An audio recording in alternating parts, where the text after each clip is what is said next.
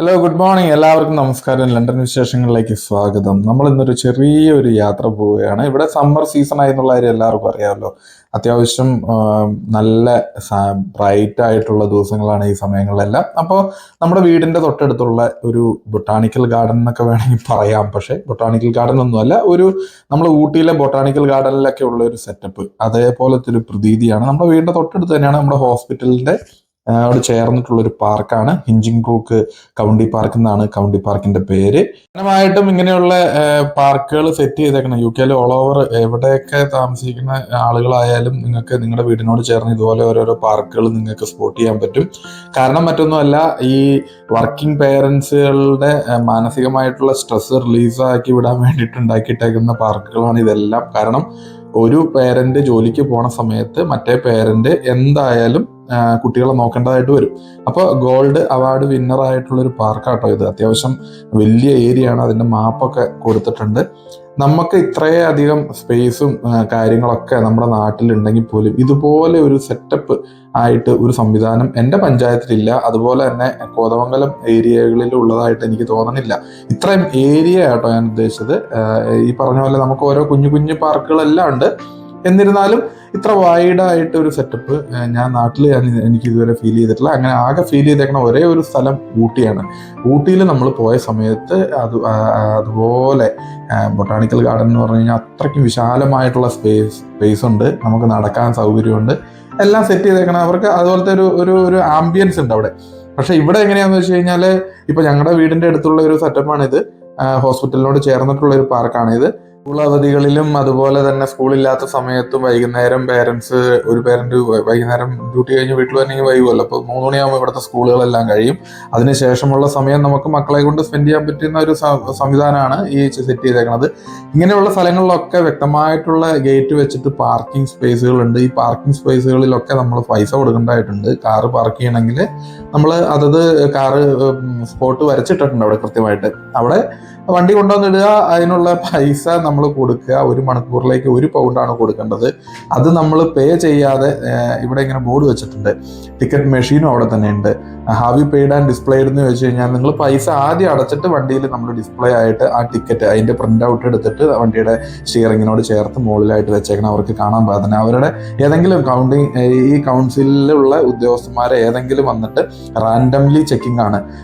ഒന്നും ചെക്ക് ചെയ്യാൻ പറ്റില്ല. റാൻഡംലി അവർ ചെക്ക് ചെയ്ത് നോക്കുമ്പോൾ നമ്മുടെ കാറിൽ പാർക്കിംഗ് ഇല്ലെങ്കിൽ അവര് 40 രൂപ ഫൈൻ അടച്ചിട്ട് പോകും കേട്ടോ. അപ്പൊ നിങ്ങളൊന്ന് മനസ്സിൽ 40 പൗണ്ട് 1 പൗണ്ട് അടയ്ക്കേണ്ട സ്ഥാനത്ത് നമ്മൾ അത് അടച്ചിക്കാതെയാണ് നമ്മൾ കാറ് ഇട്ടിട്ട് പോകണമെങ്കിൽ നമ്മൾ 40 പൗണ്ട്സ് കൊടുക്കണം. ഈ പോകുന്ന വനത്തിന്റെ ഉള്ളിലൂടെ ഒക്കെ നമുക്ക് പുല്ലുകളോ കാടുകളോ ഒന്നും വളർന്നു നിൽക്കണില്ല. കാരണം മനുഷ്യന്റെ സേഫ്റ്റിക്ക് വേണ്ടിയിട്ട് മനുഷ്യനാണ് ഇതിൽ നടക്കുന്നത് എന്നുള്ളത് അവർക്കറിയാം.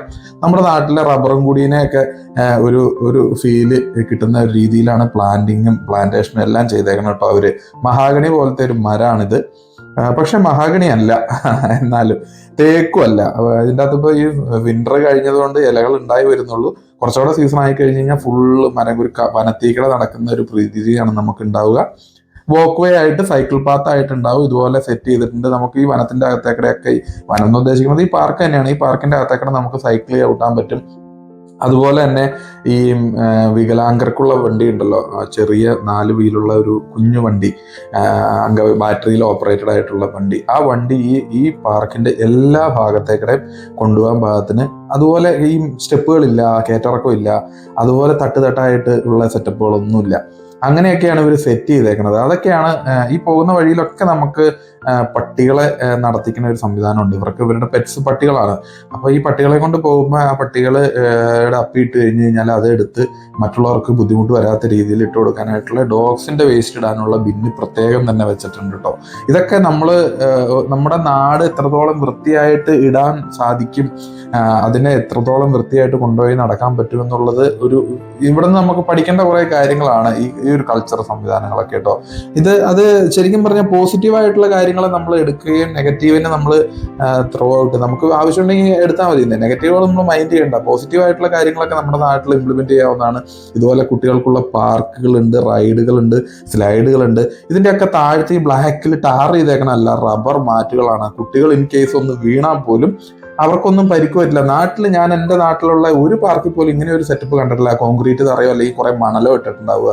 ഇത് റബ്ബർ മാറ്റാണ്. അപ്പോൾ ഇൻ കേസ് ഏതെങ്കിലും ഒരു കൊച്ചോ കുട്ടികളോ അല്ലെങ്കിൽ മുതിർന്നവരോ കൈ തെന്നിയോ കാല് തെന്നിയോ ഒന്ന് വീണ് കഴിഞ്ഞാൽ നമ്മുടെ നാട്ടിൽ എത്രയാ റബ്ബർ ഉൽപ്പാദിപ്പിക്കണം, എന്നിട്ട് പോലും നമുക്ക് ഇങ്ങനെ ഒരു തോന്നലുകളോ അല്ലെങ്കിൽ ഇങ്ങനെ നമ്മുടെ കുട്ടികളെ സുരക്ഷിതമായിട്ട് സെറ്റ് ചെയ്യാനോ ഒന്നും സാധിക്കുന്നില്ല. അതൊക്കെ എന്താണെന്ന് ചോദിച്ചു കഴിഞ്ഞാൽ നമ്മുടെ സംവിധാനങ്ങളിലുള്ള കുറെ തകരാറും നമ്മുടെ കാഴ്ചപ്പാടുകളിലുള്ള വ്യത്യാസവുമാണ്. കാരണം നമുക്ക് ആഴ്ചയിൽ 6 ദിവസം പണിയെടുക്കണം, 7ാമത്തെ ഒരു ദിവസം പള്ളിയിൽ പോകണം, അല്ലെങ്കിൽ അമ്പലത്തിൽ പോകണം, അല്ലെങ്കിൽ ഏതെങ്കിലും മോസ്കിൽ പോകണം.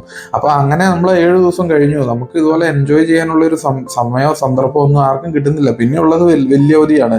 ഈ വലിയ അവധിയിൽ 1-2 ടൂറുകൾ പോകും. ഇത് ഇവിടെ ഞാൻ വന്നതിന് ശേഷം ഞാൻ കണ്ട് മനസ്സിലാക്കിയിരിക്കുന്ന കാര്യങ്ങൾ എന്ന് പറഞ്ഞു കഴിഞ്ഞാൽ, ആഴ്ചയിൽ 4 ദിവസം ജോലിക്ക് പോകും, ബാക്കി 3 ദിവസം അവധിയാണ്. അപ്പൊ ആ 3 ദിവസം കുട്ടികൾക്ക് വേണ്ടിയിട്ട് എൻജോയ്മെന്റ്, കുട്ടികളുടെ കൂടെ. ഇതിനൊന്നും പൈസ മുടക്കൊന്നുമില്ല. നമ്മളിപ്പോ ഈ ഒരു പാർക്കിലേക്ക് എൻട്രി ഫീസോ അങ്ങനെ ഒന്നുമില്ല കേട്ടോ. കോഴിക്കോട് ഞങ്ങളായിരിക്കുമ്പോൾ സരോവരം ബയോ പാർക്ക് എന്ന് പറഞ്ഞിട്ട് ഒരു സംഭവം ഉണ്ട്. അത്യാവശ്യം വനത്തിന്റെ ഒരു ആംബിയൻസും അതിൽ കിടന്ന് നടക്കാനും കളിക്കാനുള്ള പാർക്കൊക്കെ ഉണ്ടായിരുന്നു കേട്ടോ അവിടെ. പക്ഷേ എങ്കിൽ അതിനൊക്കെ നമുക്ക് എൻട്രി ഫീസ് കൊടുക്കണം. കുട്ടികൾക്ക് കളിക്കാനുള്ള പാർക്ക് ഏരിയ മാത്രമല്ല ഉള്ളൂ, നമുക്ക് വലിയവർക്ക് വേണ്ടിയിട്ടുള്ള ഒരു ജിമ്മുണ്ട്, ഓപ്പൺ ജിം. നമ്മുടെ നാട്ടിൽ ഇപ്പോൾ ഓപ്പൺ ജിമ്മുകളൊക്കെ ഒത്തിരി ഉണ്ട്. അതുപോലെ സൈക്ലിങ്ങിന് വേണ്ടിയിട്ടുള്ള സൈക്കിൾ പാത്തുകളുണ്ട്. ഇതൊന്നും അല്ലാണ്ട് ഇപ്പൊ ഈ സമ്മർ സീസൺ ആയി കഴിഞ്ഞ് കഴിഞ്ഞാൽ വൈകുന്നേരം കമ്പനി കൂടി BBQ പാർട്ടി നടത്താൻ വേണ്ടിയിട്ടുള്ള സെറ്റപ്പ് ഉണ്ട് കേട്ടോ. എന്ന് വെച്ച് കഴിഞ്ഞാൽ കമ്പനി കൂടി ബ്രാൻഡി കുടിക്കാനുള്ള സംവിധാനങ്ങൾ, ബ്രാൻഡിയോ ബിയറോ അങ്ങനെ എന്ത് വേണമെങ്കിലും കുടിക്കാം. ഓപ്പണായിട്ട് കുടിക്കണമെന്നൊന്നും ഇവിടെ അങ്ങനെ നിയമപരമായിട്ട് പ്രശ്നങ്ങളൊന്നുമില്ല. ഇപ്പൊ നമ്മൾ ഈ എൽദോ കുട്ടനൊക്കെ ഈ കളിക്കണ ഇതിന്റെ ചുറ്റും കിടക്കുന്ന ബ്ലാക്ക് സംവിധാനം മുഴുവൻ റബ്ബർ മാറ്റാണ്. അത്ര ഏരിയ റബ്ബർ മാറ്റാണ്. അപ്പോൾ ആ ഏരിയയിൽ കുട്ടി വീണ് കഴിഞ്ഞ് കഴിഞ്ഞാൽ ഒരു പരിക്കും പറ്റില്ല. ഇതുപോലത്തെ ടേബിൾസ്, ചുമ്മാ മരത്തിന്റെ പലക കൂട്ടി അടിച്ചുണ്ടാക്കിയിരിക്കുന്ന ടേബിളുകളാണ്. ഈ ടേബിളുകളിൽ നമുക്ക് ഭക്ഷണം കൊണ്ടുവന്ന് വെച്ച് കഴിക്കാം. അതുപോലെ തന്നെ ബിയർ അടിക്കാം, കമ്പനി കൂടാം. അതിനൊന്നും ഇവിടെ ആർക്കും തടസ്സമില്ല. തൊട്ടപ്പുറത്ത് ഇരിക്കുന്ന ടേബിളിൽ അവരെന്ത് ചെയ്യുന്നു എന്ന് ഇവിടെ ഉള്ളവർ ആരും നോക്കൂല. എല്ലാവർക്കും അവരവരുടേതായിട്ടുള്ള ഒരു എന്താ പറയുക, പ്രൈവസി ഉണ്ട്. നമ്മളിപ്പോൾ ഞാനും എൻ്റെ കുടുംബവും അവിടെ പോയി ഇരുന്ന് ആ ടേബിളിൽ ഇരുന്ന് കഴിക്കുന്നു, അതിൻ്റെ അകത്ത് മക്കൾ ഫുഡ് കഴിക്കുന്നു, ഞാൻ ബ്രാൻഡി കുടിക്കുന്നു എന്ന് പറഞ്ഞു കഴിഞ്ഞാൽ, നീ എന്നെ ആ പിള്ളേരുടെ മുമ്പിൽ വെച്ച് ബ്രാൻഡി കുടിക്കണമെന്നൊന്നും ഇവിടെ ആരും ചോദിക്കില്ല കേട്ടോ. നമ്മുടെ നാട്ടിലും കാട് പിടിച്ച് കിടക്കുന്ന പല ഏരിയ ഇതുപോലെ വെട്ടിത്തെളിച്ച് കുറച്ച് ടൈലൊക്കെ ഇട്ട് വഴിയൊക്കെ വെട്ടി തെളിച്ചുണ്ടാക്കുവാണെങ്കിൽ നമുക്കും നമ്മുടെ ഫാമിലികൾക്കും പോയിട്ട് എൻജോയ് ചെയ്യാനും അതിനൊക്കെയുള്ളൊരു സംവിധാനം നമ്മുടെ നാട്ടിൽ എല്ലാവർക്കും ഉണ്ടായിക്കഴിഞ്ഞാൽ മാനസികമായിട്ട് സ്ട്രെസ്സായിട്ടുള്ള ജീവിതത്തിൽ നിന്ന് ഭയങ്കര റിലീസായിട്ട് കിട്ടും. എന്തായാലും മറ്റൊരു വിശേഷമായിട്ട് വീണ്ടും കാണാം. അതുവരെ എല്ലാവരോടും ബൈ ബൈ.